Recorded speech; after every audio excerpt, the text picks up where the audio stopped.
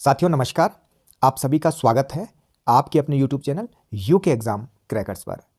साथियों, उत्तराखंड प्रवक्ता भर्ती परीक्षा 2025 के अंतर्गत राजनीति विज्ञान विषय के तहत प्रश्नों की जो सीरीज हम चला रहे हैं उसमें आज मैं आपके लिए लेकर के आया हूं संप्रभुता यानी सॉवरेनिटी से संबंधित महत्वपूर्ण प्रश्नों को लेकर के। ये सभी प्रश्न साथियों आगामी प्रवक्ता परीक्षा में आपके लिए काफ़ी फायदेमंद हो सकते हैं, तो आप इन सभी प्रश्नों को अवश्य देखिएगा और इन प्रश्नों के हिसाब से अन्य प्रश्नों को भी आप तैयार कीजिएगा। साथियों, संप्रभुता यानी सॉवरेनिटी वाला जो ये टॉपिक है, तो निश्चित तौर पर प्रवक्ता परीक्षा में 1 या 2 प्रश्न आपको देखने को मिलेंगे, तो ये काफ़ी इंपॉर्टेंट टॉपिक है, इसको आप अवश्य तैयार कीजिएगा। और जो संपूर्ण प्रश्न यहाँ पर इस वीडियो में समाहित किए गए हैं, आप सभी को अंत तक अवश्य देखिएगा। तो आइए साथियों, शुरू करते हैं आज के इस महत्वपूर्ण वीडियो को। सबसे पहला प्रश्न है साथियों, संप्रभुता के अद्वैतवाद सिद्धांत के लिए किसे जाना जाता है? ये बहुत अच्छा प्रश्न है साथियों। तो इसका जो सही आंसर है वो है जॉन ऑस्टिन।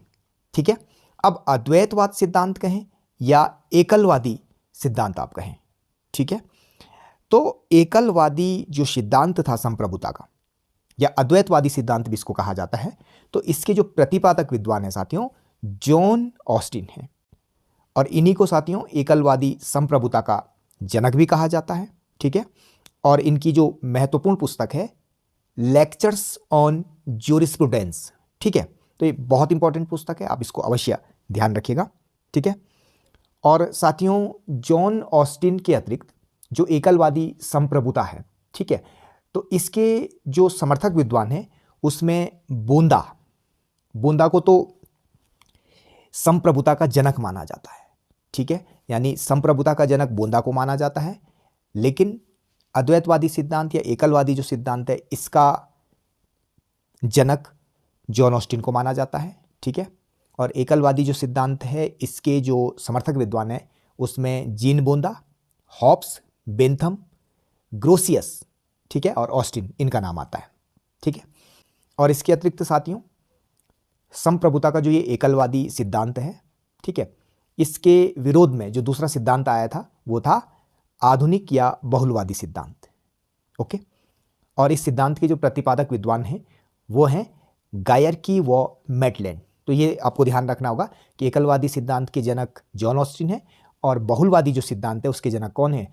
गायरकी व मैटलैंड।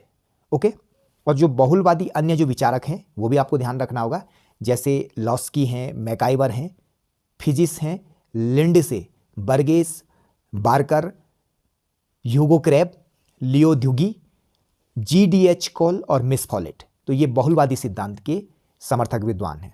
ठीक है, और प्रतिपादक कौन बताए मैंने? गायरकी व मैटलैंड, बहुलवादी सिद्धांत के। ठीक है, इसके बाद साथियों दूसरा जो महत्वपूर्ण प्रश्न है, किस सिद्धांत को संप्रभुता के एकत्व सिद्धांत के विरोध के रूप में जाना जाता है? ठीक है, तो ये वही सिद्धांत है जिसकी मैंने अभी चर्चा की है, जो एकलवादी सिद्धांत या अद्वैतवाद सिद्धांत के विरोध में आया था, 1920 के बाद अस्तित्व में आया था। तो ये था बहुलवाद या बहुलवादी सिद्धांत, इसको आधुनिक सिद्धांत भी कहा जाता है। ठीक है, एकलवादी सिद्धांत को परंपरागत सिद्धांत या अद्वैतवादी सिद्धांत कहा जाएगा। ठीक है, लेकिन जो बहुलवादी सिद्धांत है उसको आधुनिक सिद्धांत भी कहा जाता है। इसके बाद साथियों तीसरा जो प्रश्न है, संप्रभुता शब्द लैटिन भाषा के किस शब्द से निकला है? ठीक है, तो यहां पे 2 मात्रा होंगी। संप्रभुता शब्द लैटिन भाषा के किस शब्द से निकला है? अच्छा प्रश्न है साथियों, ये इंपॉर्टेंट भी है। ठीक है, तो संप्रभुता शब्द साथियों लैटिन भाषा के सुप्रेनस शब्द से निकला है। ठीक है, साथियों आपको पता होना चाहिए कि संप्रभुता का जो अंग्रेजी पर्याय है सॉवरेनिटी, ये लैटिन भाषा के सुप्रेनस से बना है, जिसका तात्पर्य है सर्वोच्च शक्ति। ठीक है, चौथा प्रश्न है साथियों, राज्य की सत्ता जिसके पास अंतिम आदेश जारी करने की वैधानिक शक्ति है, ठीक है, तो वह कहलाती है, इसका सही आंसर है साथियों विधिक संप्रभुता। यानी राज्य की सत्ता जिसके पास अंतिम आदेश जारी करने की वैधानिक शक्ति है उसे विधिक संप्रभुता कहा जाता है साथियों। ठीक है, यानी डी ज्योरे। ओके साथियों, विधिक संप्रभुता को समझने से पहले हम संप्रभुता की जो विभिन्न रूप हैं, ठीक है, तो उनको जान लेते हैं। जैसे सबसे पहला है नाम मात्र की व वास्तविक प्रभुसत्ता, दूसरा है कानूनी प्रभुसत्ता व राजनीतिक प्रभुसत्ता, तीसरा है लोकप्रिय संप्रभुता, जिसके जनक रूसो माने जाते हैं, ठीक है। और चौथा है साथियों विदिता व तथ्यता संप्रभुता। तो इस प्रकार साथियों विदिता और तथ्यता जो प्रभुसत्ता है उसमें अंतर हमें पता होना चाहिए, ओके, यानी डिज्योरे एंड डिफैक्टो, ठीक है। तो विदिता प्रभुसत्ताधारी वह व्यक्ति या निकाय है जो कानूनी दृष्टि से प्रभुसत्ता का अधिकारी होता है, यानी जिसके पास कानूनी दृष्टि से प्रभुसत्ता का अधिकार हो। और जो तथ्य अनुसार प्रभुसत्ताधारी है वो वास्तव में प्रभुसत्ता का प्रयोग करता है, अर्थात राज्य के भीतर सर्वत्र उसकी आज्ञाओं का पालन होता है, या हम ये कह सकते हैं कि अधिकांश लोग स्वेच्छा से उसकी आज्ञाओं का पालन करते हैं, चाहे उसकी कोई कानूनी स्थिति हो या न हो, ठीक है। तो ये प्रमुख अंतर है, यानी विधिक प्रभुसत्ताधारी वह व्यक्ति है जो कानूनी दृष्टि से प्रभुसत्ता का अधिकारी होता है, यानी जिसके पास कानूनी दृष्टि से प्रभुसत्ता का अधिकार होता है। लेकिन जो तथ्यता जो प्रभुसत्ताधारी है वो किसे कहा जाता है, जो वास्तव में प्रभुसत्ता का प्रयोग करता है, ठीक है, चाहे उसकी कानूनी स्थिति हो या ना हो, ठीक है। तो इस प्रकार उदाहरण के लिए हो सकता है कि किसी देश में विधि अनुसार प्रभुसत्ता किसी सम्राट, राष्ट्रपति, प्रधानमंत्री या संसद के हाथ में हो, लेकिन तथ्य अनुसार प्रभुसत्ता वो हो सकता है कि किसी लुटेरे, तानाशाह, सिद्ध पुरुष, अवतार या बेताज बादशाह के हाथ में रहे, ठीक है। अब इसको हम कुछ उदाहरणों से समझने की कोशिश करेंगे। जैसे पहला उदाहरण है नेपोलियन का पेरिस की ओर गमन से पहले फ्रांस का जो गणतांत्रिक शासक था, ठीक है। 1922 में जब मुसोलिनी ने साथियों रोम की ओर अभियान किया, तब इटली की प्रभुसत्ता वहाँ की संसद में नहीं थी, और फिर मुसोलिनी ने प्रधानमंत्री का पद संभाला और संसद के माध्यम से उसने देश पर शासन किया, ठीक है। अब इस अंतर को आप समझ पाए होंगे कि कानूनी दृष्टि से प्रभुसत्ता अब भी इटली की संसद में नहीं थी, लेकिन यथार्थ धरातल पर अगर हम देखें तो मुसोलिनी के आदेशों का पालन होता था, ठीक है। तो इटली की संसद में जो विधिक संप्रभुता है वो निहित थी, या इटली की संसद विधि तो प्रभुसत्ताधारी थी, यानी डी ज्यूरे, ठीक है। लेकिन मुसोलिनी जिसके आदेशों का पालन होता था वो क्या है, सत्ता का वास्तविक प्रयोग कर रहा है। तो डी फैक्टो यानी तथ्यपरक जो प्रभुसत्ताधारी है वो कौन है, मुसोलिनी, ठीक है। इसके अतिरिक्त साथियों 1991 में पाकिस्तान में फिर से सेना ने दखल दिया और जो नवाज शरीफ हैं उनको हटा दिया, यानी जो लोकतांत्रिक सरकार थी, ठीक है, उसके जो प्रधानमंत्री थे लोकतांत्रिक तरीके से जो चुने गए थे उनको हटा दिया, और परवेज मुशर्रफ ने अपने हाथ में वहाँ की हुकूमत ले ली, ठीक है। और बाद में 2001 में क्या किया कि अपना जो है राष्ट्रपति के रूप में निर्वाचन करवा लिया, ठीक है। तो इस प्रकार जहाँ किसी क्रांति अथवा बलात् राज्य परिवर्तन की वजह से विधि अनुसार और तथ्य अनुसार प्रभुसत्ता में अंतर पैदा होता है, वहाँ ये स्थिति ज़्यादा दिन तक नहीं चल पाती साथियों, क्योंकि जो तथ्य अनुसार प्रभुसत्ताधारी है उसकी हमेशा ये कोशिश रहती है कि वो जल्द से जल्द कानूनी मान्यता प्राप्त करके विधि अनुसार प्रभुसत्ताधारी के रूप में स्थापित हो जाए, ठीक है।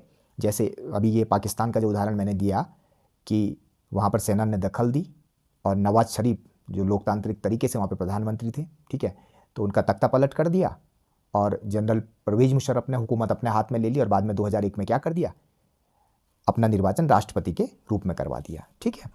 तो हालांकि सैनिक शासकों ने अपने शासन को लोकतांत्रिक जताने के लिए ऐसा किया। तो इस प्रकार हम कह सकते हैं कि विधिता व तथ्यता का ये अंतर लंबे समय तक नहीं रहता है, और थोड़े समय बाद ही जो तथ्यता प्रभुसत्ताधारी है उसको जन वैधता, कानूनी वैधता मिल जाती है, तो इस प्रकार वह विधिता सत्ताधारी बन जाता है, जैसा पाकिस्तान में देखने को मिला, ठीक है। आई होप कि आप थोड़ा बहुत समझ पाए होंगे इसको। इसके बाद साथियों 5वां प्रश्न है, रूसो को संप्रभुता के किस सिद्धांत का जनक माना जाता है? तो इसका राइट आंसर है लोकप्रिय संप्रभुता का, ठीक है। रूसो को साथियों संप्रभुता के लोकप्रिय संप्रभुता सिद्धांत का जनक माना जाता है, ठीक है। 7वां प्रश्न है, संप्रभुता की विशेषताएं हैं, ठीक है। तो सर्वोच्चता, सार्वभौमता, अविभाज्यता, अदेयता, ठीक है, एक पूर्णता भी है, ठीक है, पूर्णता, ठीक है, और स्थायित्व, ठीक है। ये संप्रभुता की विशेषताएं हैं साथियों। साथियों जो सबसे पहला है सर्वोच्चता, ठीक है, तो इसके अनुसार राज्य की इच्छा व कानून अन्य समुदायों की इच्छाओं से सर्वोच्च होते हैं। दूसरा जो पूर्णता है, ठीक है, तो इसके अनुसार प्रभुसत्ता एक पूर्ण और असीम शक्ति है, ओके, यह अन्य किसी शक्ति पर निर्भर नहीं है, और राज्य के भीतर सभी व्यक्ति और उनके समूह प्रभुसत्ताधारी के अधीन होते हैं, और राज्य के बाहर भी प्रभु सत्ताधारी को अपने राज्य के संदर्भ में सर्वोच्च माना जाता है। अन्य कोई राज्य न तो उसके मामले में हस्तक्षेप कर सकता है और न उसे किसी बात के लिए विवश कर सकता है। सार्वभौमता यानी प्रभु सत्ता राज्य के भीतर जो सभी व्यक्तियों, संस्थाओं और समूहों की तुलना में सर्वोच्च होती है। ठीक है, वैसे राज्य चाहे तो किसी विषय को अपने अधिकार क्षेत्र से बाहर रख सकता है, लेकिन कोई व्यक्ति या संगठन राज्य के अधिकार क्षेत्र से मुक्ति की मांग नहीं कर सकता। और अधेयता का तात्पर्य है साथियों, जो प्रभु सत्ता है क्योंकि अखंड और निस्सीम है, इसलिए यह किसी और को नहीं सौंपी जा सकती। क्योंकि यदि प्रभु सत्ता संपन्न राज्य अपनी प्रभु सत्ता किसी और को हस्तांतरित करना चाहे तो उसका अपना अस्तित्व ही मिट जाएगा इससे, है ना। तो दूसरे शब्दों में राज्य के हाथ से प्रभु सत्ता निकल जाने पर वह राज्य ही नहीं रह जाएगा। इसके अतिरिक्त जो स्थायित्व, जो इसकी विशेषता है, ठीक है, तो जैसे राज्य स्थायी हैं वैसे ही प्रभु सत्ता भी स्थायी है। जब तक राज्य का अस्तित्व रहता है तब तक प्रभु सत्ता भी रहती है, इसलिए दोनों को अलग नहीं किया जा सकता। ठीक है, सम्राट या राष्ट्रपति की मृत्यु या पदत्याग से प्रभु सत्ता का अंत नहीं होता, बल्कि वह तत्काल दूसरे सम्राट या राष्ट्रपति में स्थापित हो जाती है ना। और साथ ही साथ सरकार बदल जाने पर जैसे राज्य का अस्तित्व बना रहता है वैसे ही प्रभु सत्ता का अस्तित्व भी बना रहता है। अविभाज्यता की अगर हम बात करें तो प्रभु सत्ता क्योंकि पूर्ण और सर्वव्यापक शक्ति है, इसलिए इसके टुकड़े नहीं किए जा सकते। ठीक है, यदि प्रभु सत्ता के टुकड़े कर दिए जाएं तो राज्य के भी टुकड़े हो जाएंगे। अन्य समूह या संस्थाएं अपने सदस्यों के संदर्भ में जिस सत्ता का प्रयोग करती है वह उन्हें राज्य की प्रभु सत्ता में से काट कर नहीं दी जाती, बल्कि वह राज्य की प्रभु सत्ता की देन है। तो इस प्रकार राज्य की प्रभु सत्ता के सामने अन्य सब व्यक्तियों और संस्थाओं की सत्ता गौण है। 8वां प्रश्न साथियों, संप्रभुता की एकलवादी अद्वैतवादी धारणा किसकी प्रधानता स्वीकार करती है? ठीक है, तो इसका सही आंसर है निश्चित अधिकारी। यानी संप्रभुता की एकलवादी अद्वैतवादी धारणा साथियों निश्चित अधिकारी की प्रधानता स्वीकार करती है। और सकारात्मक विधि की नींव पर ही ऑस्टिन ने साथियों प्रभु सत्ता की संकल्पना का निर्माण किया। ठीक है, और कहा यदि कोई निश्चित मानवीय सत्ता अपने जैसी किसी अन्य सत्ता की आज्ञा मानने में अभ्यस्त न हो, बल्कि प्रस्तुत समाज के सर्वसाधारण उसकी आज्ञा मानने में अभ्यस्त हों, तो इस निश्चित मानवीय सत्ता को समाज में प्रभु सत्ताधारी कहेंगे और इस सत्ता समेत उस समाज को राजनीतिक और स्वाधीन समाज कहा जाएगा। इसके बाद 9वां प्रश्न है, किस वर्ग के विचारकों को संप्रभुता की व्याख्या करने का श्रेय दिया जाता है? तो साथियों बोंदा, ग्रोशियस, ऑस्टिन और इसके अतिरिक्त बेंथम और हॉब्स। ठीक है, 10वां प्रश्न है, बहुलवाद ऑस्टिन के संप्रभुता सिद्धांत का विरोधी है। ठीक है, क्योंकि साथियों बहुलवादी इस दावे को स्वीकार नहीं करते कि राज्य ही एकमात्र प्रभु सत्ता का धारक है। इसलिए बहुलवादियों का तर्क था कि राज्य चाहे कितना ही गरिमामय और शक्तिशाली संस्था क्यों ना हो, वह समाज की अनेक संस्थाओं में से एक है। ठीक है, और बहुलवाद के समर्थकों में मैंने आपको बताया भी है, जैसे लास्की है, बार्कर है और लिंडसे है, क्रैब है, लियो ड्यूगी है। ठीक है, और मिस फॉलेट है। ठीक है, तो बहुत सारे विद्वान हैं, आप ध्यान रखिएगा। 11वां प्रश्न है, किसका कथन है कि स्वयं पर, स्वयं के शरीर और मस्तिष्क पर व्यक्ति संप्रभु है? तो इसका आंसर है जॉन स्टुअर्ट मिल। ठीक है, मिल वाले टॉपिक में मैंने आपको बताया भी है, तो बहुत इंपॉर्टेंट है। 12वां प्रश्न, ये काफ़ी इंपॉर्टेंट है, संप्रभुता नागरिकों तथा प्रजाजनों के ऊपर सर्वोच्च शक्ति है जिस पर कानून का कोई नियंत्रण ना हो। ये बहुत इंपॉर्टेंट परिभाषा है साथियों, और ये परिभाषा है जीन बोंदा की। ठीक है, तो ये ज्यों बोंदा या जीन बोंदा आप कुछ भी कहें। ठीक है, तो इनकी परिभाषा है संप्रभुता नागरिकों तथा प्रजाजनों के ऊपर सर्वोच्च शक्ति है जिस पर कानून का नियंत्रण न हो। साथियों 1576 में सर्वप्रथम फ्रांसीसी विचारक ज्यों बोंदा ने अपनी जो कृति है 6 बुक्स कंसर्निंग रिपब्लिक, इसमें प्रभु सत्ता का विचार दिया, इसलिए बोंदा को प्रभु सत्ता का जनक भी कहा जाता है। ठीक है, 13वां प्रश्न है, संप्रभुता शब्द का सर्वप्रथम प्रयोग किसने किया? तो ज्यों बोंदा ने। 14वां प्रश्न है, सीमित प्रभु सत्ता या मर्यादित संप्रभुता का जनक कौन था? तो जॉन लॉक, इनकी पुस्तक 2 ट्रीटीज ऑन गवर्नमेंट। 15वां प्रश्न है साथियों, जाति प्रथा का तत्व है? तो यह है चेतनाबोध। ठीक है साथियों, जाति प्रथा का प्रमुख तत्व चेतनाबोध है और एक ही जाति के लोगों द्वारा संगठित होकर सार्वजनिक प्रक्रिया में भागीदारी करना और अपनी ही जाति के लोगों के मध्य संवेगात्मक जुड़ाव चेतनाबोध का ही परिणाम है। ठीक है, 16वां प्रश्न है, व्यक्ति का वह अधिकार जो उसे सहज ही प्राप्त है जिससे उसे वंचित नहीं किया जा सकता और न ही स्थानांतरित किया जा सकता है, तो यह प्राकृतिक अधिकार। ठीक है, और साथियों जॉन लॉक, थॉमस पेन और स्पेंसर इन अधिकारों के प्रमुख समर्थकों में से एक है। ठीक है, 17वां प्रश्न है, इंपॉर्टेंट है, किसने विधिक संप्रभुता और राजनीतिक संप्रभुता में अंतर बताया? तो AB डाइसी ने। ठीक है साथियों, AB डाइसी ब्रिटिश विधि शास्त्री थे और इनका कहना था कि राजनीतिक संप्रभुता संप्रभुता के पीछे वह सर्वोच्च शक्ति है जिसके सामने कानूनी जो संप्रभु है वो नतमस्तक होता है, अर्थात जिस संप्रभु को वकील लोग मानते हैं उसके पीछे दूसरा संप्रभु होता है, अर्थात संसद सर्वोपरि नहीं है, वह मतदाताओं के नियंत्रण के अधीन है। ठीक है। इसके अतिरिक्त साथियों जॉन लॉक जो कि समझौतावादी विचारक हैं, जिसने अपनी जो पुस्तक है शासन पर 2 निबंध यानी 2 ट्रीटीज ऑन गवर्नमेंट, इसमें सीमित संप्रभुता या राजनीतिक संप्रभुता का सिद्धांत दिया, जिसके अनुसार सर्वोच्च शक्ति जनता में निहित होती है परंतु इसका प्रयोग संसद करती है। ठीक है। इसके बाद 19वां प्रश्न है, बहुलवादी वकालत करते हैं। तो बहुलवादी समुदायों की स्वायत्तता की वकालत करते हैं। ठीक है। साथियों बहुलवादी मानते हैं कि राज्य और समाज पर्यायवाची नहीं है। ठीक है। राज्य समाज का एक समुदाय है, इसलिए संप्रभुता केवल इसी में नहीं निहित होनी चाहिए बल्कि अन्य समुदायों की भी सहभागिता इसमें होनी चाहिए। ठीक है। और जो बहुलवाद का जो सिद्धांत है उसके प्रतिपादक कौन है? गैरके और मैटलैंड। ठीक है। इसके अतिरिक्त आप इस बात को भी अवश्य ध्यान रखिएगा कि जो अर्नेस्ट बार्कर हैं उन्होंने राज्यों को संघों का संघ कहा, यानी समुदायों का समुदाय कहा है बार्कर ने, अर्नेस्ट बार्कर ने। ठीक है। और लिंडसे जो विद्वान है इन्होंने राज्य को विभिन्न संगठनों का संगठन माना है। ध्यान दें, ये काफ़ी इंपॉर्टेंट है। ठीक है। बार्कर ने राज्यों को संघों का संघ या समुदायों का समुदाय कहा और लिंडसे ने क्या कहा? संगठनों का संगठन। ठीक है। साथ ही साथ लिंडसे ने यह भी कहा कि यदि हम वस्तु स्थिति को देखें तो ये स्पष्ट हो जाएगा कि प्रभुसत्ता संपन्न राज्य का सिद्धांत धराशायी हो चुका है। ये परिभाषा बहुत बार पूछी जाती है साथियों। ठीक है। तो इसको मैंने प्रश्न में यहाँ पे शामिल किया है, मैं आपको बाद में बताऊंगा। इसके बाद 20वां प्रश्न है, आधुनिक राज्यों में स्थिति समूह बनाम राज्यों की होती जा रही है, ये किसका कथन है? ठीक है। तो ये बार्कर का कथन है। ठीक है। इंपॉर्टेंट है। अर्नेस्ट बार्कर ने साथियों यह भी कहा है कि प्रभुसत्ता संपन्न राज्य की मान्यता जितनी निर्जीव व निरर्थक हो गई है उतनी और कोई राजनीतिक संकल्पना नहीं हुई होगी। ठीक है। तो ये इन्हीं का कथन है, बार्कर का ही, कि आधुनिक राज्यों में स्थिति समूह बनाम राज्यों की होती जा रही है। ये काफ़ी इंपॉर्टेंट प्रश्न है। ठीक है। 21वां प्रश्न है, ये तो बहुत इंपॉर्टेंट प्रश्न है साथियों, संप्रभुता राज्य की सर्वोच्च इच्छा है, ये बिलोबी का कथन है। ठीक है। संप्रभुता राज्यों की सर्वोच्च इच्छा है, ये बिलोबी का कथन है। ठीक है। तो इसको आप अवश्य ध्यान रखिएगा। इसके अतिरिक्त साथियों एक इसी प्रकार का एक कथन है जिसमें आप कंफ्यूज हो सकते हैं, जो ह्यूगो ग्रेशियस है। ह्यूगो ग्रेशियस आपको पता होना चाहिए, आप नोट भी कर लें। अंतर्राष्ट्रीय संप्रभुता का जो सिद्धांत है उसका प्रवर्तक इनको माना जाता है।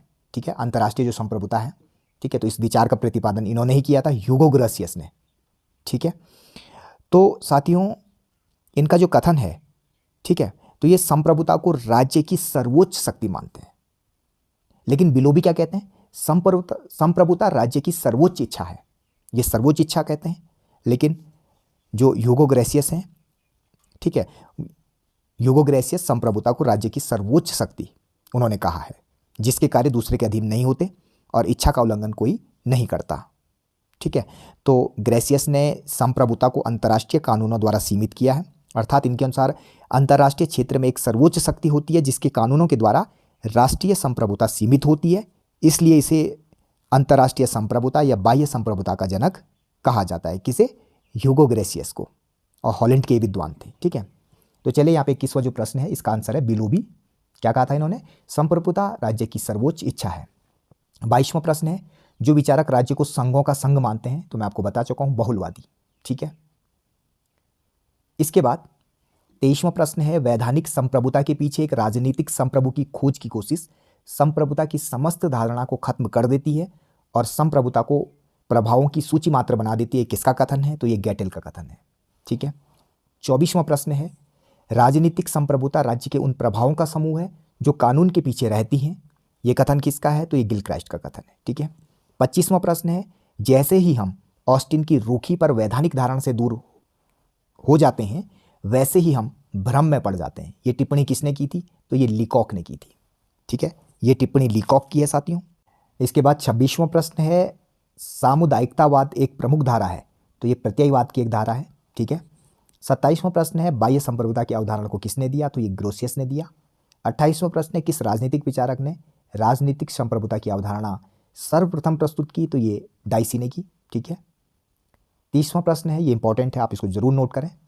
जितनी प्रभुसत्ताएं होती हैं उतने ही राज्य होते हैं। ये विचार किसका है? तो मैकाइवर का है। साथियों, अमेरिकी समाज वैज्ञानिक R.M. मैकाइवर, इनकी दो प्रसिद्ध कृतियां हैं, ठीक है, द मॉडर्न स्टेट यानी आधुनिक राज्य और द वेब ऑफ गवर्नमेंट यानी शासन तंत्र, ठीक है। ये 1947 की पुस्तक है, द वेब ऑफ गवर्नमेंट। तो इसके अंतर्गत समाज वैज्ञानिक दृष्टिकोण से प्रभुसत्ता के सिद्धांत का इन्होंने खंडन किया है और इन्होंने तर्क दिया कि प्रभुसत्ता कोई असीम शक्ति नहीं होती, बहुत से बहुत इसे राज्य का कृत्य यानी फंक्शन मान सकते हैं, राज्य का गुण नहीं मान सकते, ठीक है। तो इन्होंने प्रभुसत्ता के सिद्धांत का खंडन कुछ आधारों पे किया है, जैसे राज्य किसी निश्चित इच्छा की अभिव्यक्ति नहीं है, राज्य रीति रिवाज का रक्षक है, राज्य कानून की घोषणा करता, उसका सृजन नहीं, और किसी व्यापारिक निगम की तरह राज्य के भी अपने अधिकार और दायित्व होते हैं, और राज्य अन्य मानव संगठनों के आंतरिक मामलों का नियमन नहीं कर सकता। तो इन्होंने भी प्रभुसत्ता के सिद्धांत का खंडन किया है, ठीक है। 31वां प्रश्न है, निरंकुश संप्रभुता में कौन विश्वास करता है? तो हॉब्स। हॉब्स को निरंकुश संप्रभुता का जनक भी कहा जाता है साथियों, ठीक है। 32वां प्रश्न, ये तो बहुत इंपॉर्टेंट है साथियों, ये बहुत इंपॉर्टेंट है। संप्रभु के आदेश ही कानून है, किसका कथन है? तो जॉन ऑस्टिन का है, ठीक है। 33वां प्रश्न, संप्रभुता का बहुलवादी सिद्धांत सर्वप्रथम किसके द्वारा प्रतिपादित किया गया था? तो वॉन गियर के और मेटलैंड के द्वारा, ठीक है। तो वॉन गियर के और मेटलैंड, इनकी जो पुस्तक है हिस्ट्री ऑफ मिडाइवल, और सर हेनरी मैन की जो पुस्तक है अर्ली हिस्ट्री ऑफ इंस्टीट्यूशंस 1875 में संप्रभुता की एकलवाद सिद्धांत पर प्रहार किया है और कहा है कि प्रभुसत्ता का कोई एक केंद्र नहीं होता, प्रभुसत्ता तो तारों के पुंज के समान फैली हुई होती है, ठीक है। 34वां प्रश्न है, बहुलवाद के अन्य समर्थक विचारक कौन कौन हैं? तो जरूर नोट कर लें। Laski, MacIver, Figgis, Lindsay, Burgess, Barker, Hugo Krabbe, Leo Duguit, GDH Cole, बहुत इंपॉर्टेंट नाम है, और मिस फॉलेट। 35वां प्रश्न है, बहुलवाद के समर्थक यह मानते हैं कि संप्रभुता का विभाजन होना चाहिए क्योंकि यह शक्ति की उपज है। 36वां प्रश्न है, बहुलवादी संप्रभुता की अवधारणा की एक मौलिक विशेषता है विभाज्यता, ठीक है। तो बहुलवादी संप्रभुता को विभाज्य मानते हैं। 37वां प्रश्न है, संप्रभुता एक विशिष्टता है राज्य की। 38वां प्रश्न है साथियों, संप्रभुता के आवश्यक गुण हैं निरपेक्ष, असीमित, अदेय और अविभाज्य, ठीक है। इसको करेक्ट कर लीजिएगा, अविभाज्य,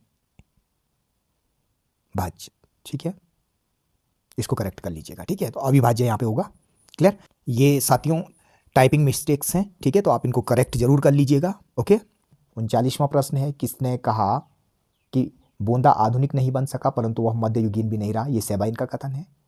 40वां प्रश्न है, संप्रभुता के अद्वैतवादी सिद्धांत का मुख्य दोष यह है कि यह सभी शक्तियों को एक निश्चित मानव श्रेष्ठी में निश्चित कर देता है, ठीक है।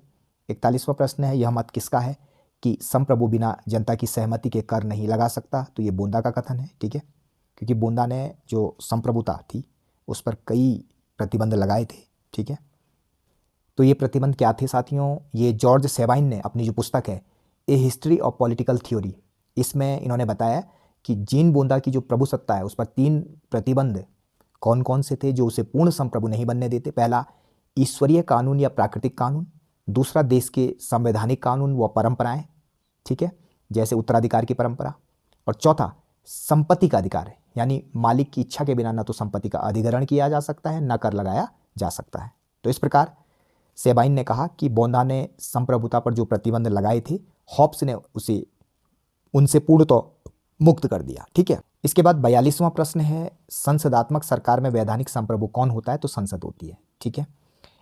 43वां प्रश्न, किसका विचार है कि संप्रभुता ईश्वरीय तथा प्राकृतिक कानूनों से सीमित है? तो ये बोंदा का कथन है, ठीक है।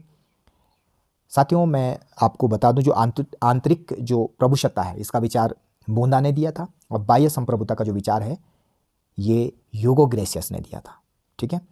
वहीं एकलवादी जो संप्रभुता है, ठीक है, इसके जनक ऑस्टिन को माना जाता है, और बहुलवादी जो संप्रभुता इसके जनक किसको माना जाता है? वॉन गियर के और मेटलैंड को, ये जरूर ध्यान रखिएगा आप। 44वां प्रश्न है, बहुलवादी चिंतक सामान्यतः राज्य को व्यक्त करते हैं समुदाय को समुदाय के रूप में, ठीक है। 45वां प्रश्न है, बहुलवादियों के अनुसार राज्य का मुख्य कार्य है तो विभिन्न समूहों तथा समुदायों की गतिविधियों में सामंजस्य स्थापित करना। 46वां है, बहुलवादी पक्षधर हैं राज्य की शक्तियों में कटौती के कम करने के, ठीक है। 47वां प्रश्न है, बहुलवादियों के अनुसार राज्य की शक्ति का स्वरूप कैसा है? तो सापेक्ष है, ठीक है। 48वां प्रश्न है, किसने कहा संप्रभुता एक अखंड वस्तु है, उसे विभाजित करना उसे विनष्ट कर देने जैसा है? तो ये कैल्हन का कथन है। 49वां प्रश्न है, राजनीति शास्त्र को इससे बहुत लाभ होगा यदि संप्रभुता के सिद्धांत को तिलांजलि दे दी जाए। ये H.J. लास्की का कथन, बहुत इंपॉर्टेंट कथन है साथियों, आप इसको जरूर ध्यान रखिएगा, ये काफ़ी इंपॉर्टेंट है, ठीक है। और परीक्षा के लिहाज से ये मेरे हिसाब से तो काफ़ी इंपॉर्टेंट आपके लिए रहेगा, ठीक है। या इस तरह से भी पूछा जा सकता है कि किसने कहा राजनीति विज्ञान को चिरस्थायी लाभ होगा अगर इसमें से संप्रभुता का अध्याय निकाल दिया जाए, ठीक है। और इसी प्रकार का कुछ और लगभग मिलता जुलता विचार क्रैब ने भी प्रस्तुत किया था, ठीक है। क्रैब जो ह्यूगो क्रैब है, इन्होंने क्या कहा था, इंपॉर्टेंट आप जरूर ध्यान दें, नोट भी कर लें।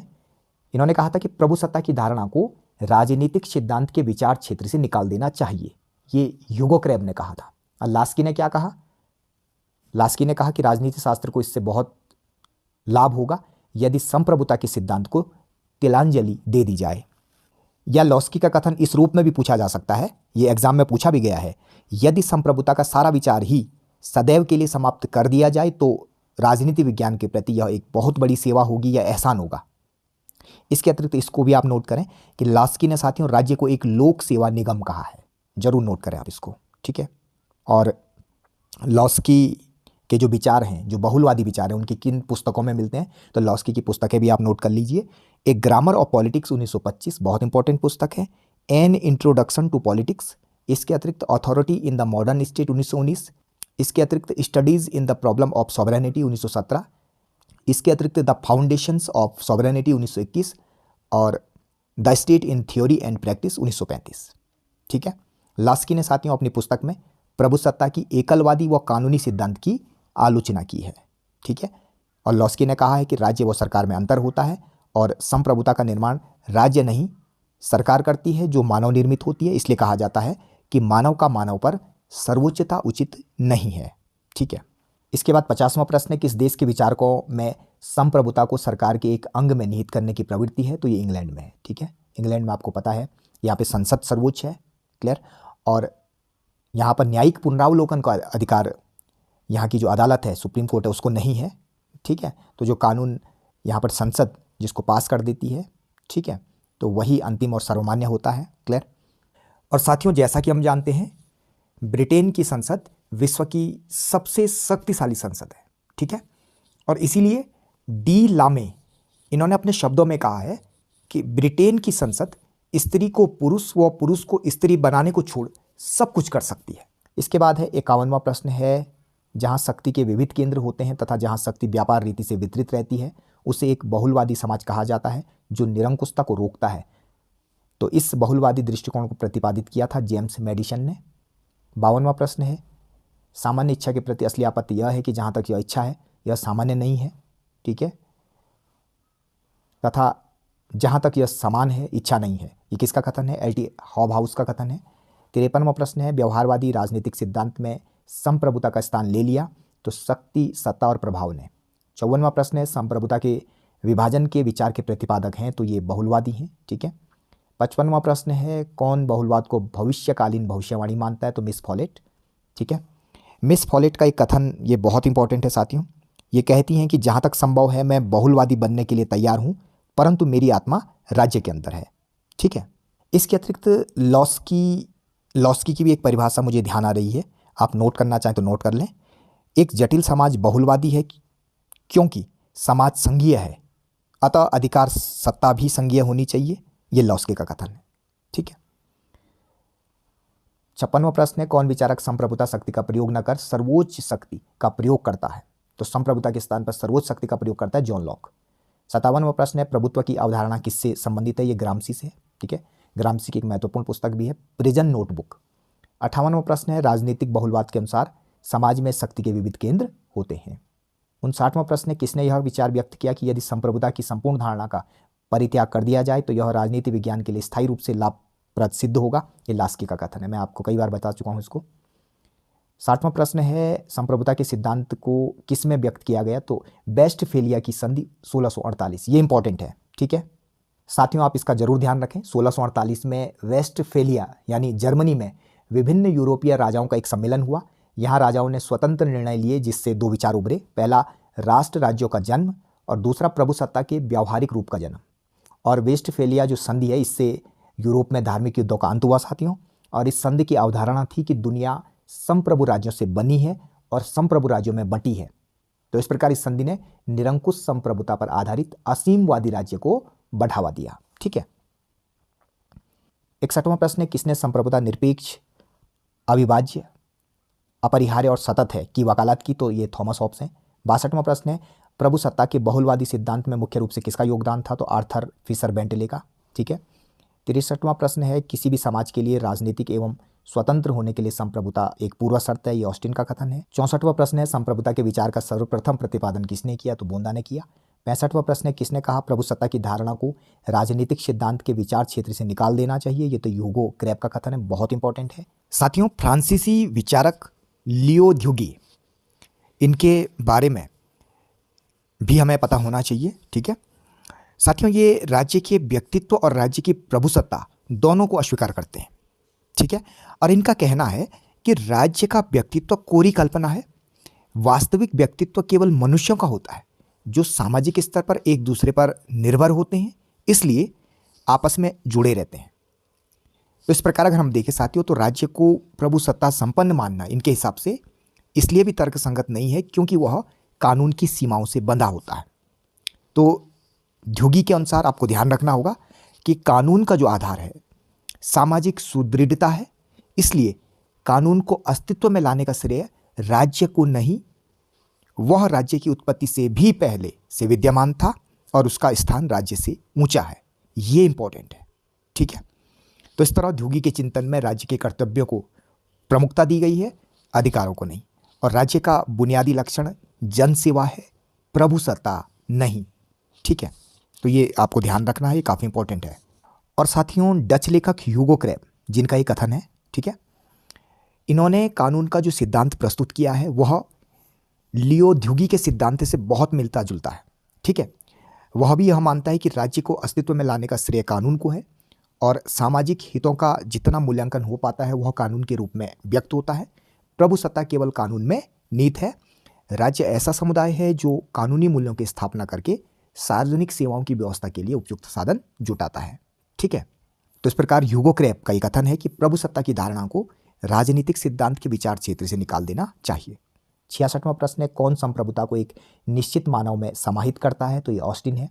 67वां प्रश्न है, बहुलवादी विश्वास करते हैं नाम मात्र की संप्रभुता में। 68वां प्रश्न है, लोकप्रिय संप्रभुता की अवधारणा है तो जनता समस्त राजनीतिक और विधिक सत्ता का स्रोत होती है। 69वां प्रश्न है, किसी भी समाज के लिए राजनीतिक एवं स्वतंत्र होने के लिए संप्रभुता एक पूर्व शर्त है। ये किसने कहा? ये ऑस्टिन ने कहा। 70वां प्रश्न है, किसने कहा संप्रभु राज्य के दिन अब लद चुके हैं? ये लिंडसे का कथन है। ठीक है, 71वां प्रश्न है, किसने कहा प्रभु सत्ताधारी राज्य का सिद्धांत धराशायी हो चुका है? ये लिंडसे का कथन है, बहुत इंपॉर्टेंट कथन है। 72वां प्रश्न है, नागरिकता के बहुलवादी सिद्धांत का सर्वोत्तम प्रतिपादक कौन था? तो B.S. टर्नर।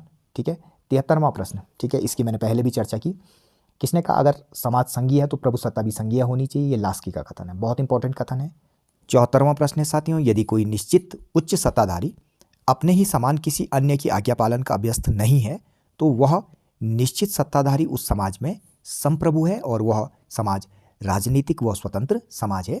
किसका कथन है? तो ये साथियों ऑस्टिन का कथन है। ठीक है साथियों, प्रभु सत्ता का जो कानूनी सिद्धांत है वो जॉन ऑस्टिन की एक महत्वपूर्ण देन है। ठीक है, तो इसके अतिरिक्त साथियों जो मैकाइबर है, ठीक है, तो मैकाइबर की जो पुस्तक मैंने आपको बताई, the modern state the web of government.